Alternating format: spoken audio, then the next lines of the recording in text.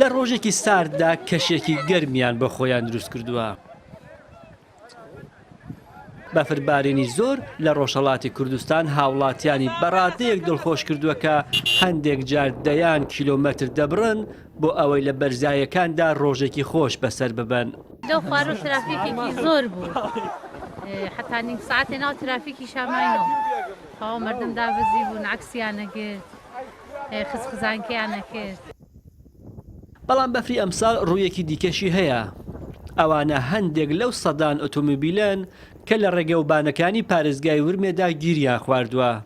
ڕێگاوبانی ئەو ناوچانە خراپن و بەرگەی ئەو بەفرە زۆرە ناگرن. هەر بۆیە لە 48 کاتژمێری ڕابردوودا زۆر کەس لەو ڕێگەیەدا ماونەتەوە. ئەوە جگە لەوەی لە پارێزگاکانی ورمێ و سنە ڕێگەی زیاتر لە 100 گوند گیراوە.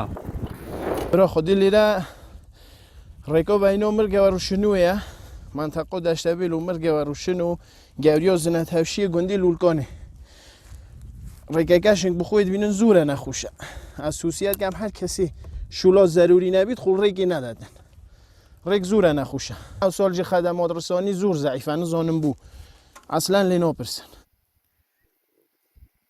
لەگەڵ بەفرباری ڕێگاوبانەکانی شنۆ، تەرگەوەر و مەرگەوەر بەری مێرگان و گاگەشی پارێزگای ورمێ و ڕێگاکانی ژاڵانە و هەورامان بەگشتی پارێزگای سنە تووشی گرفتی زۆر دەبن. هۆکاری سەرەکیش ئەوەیە ڕێگاکانی یەکسایدن و درەنگیش خاوێن دەکرێنەوە. ئەوەش زۆر جاران لە دڵخۆشی هاوڵاتیان بەو بەفرە کەم دەکاتەوە.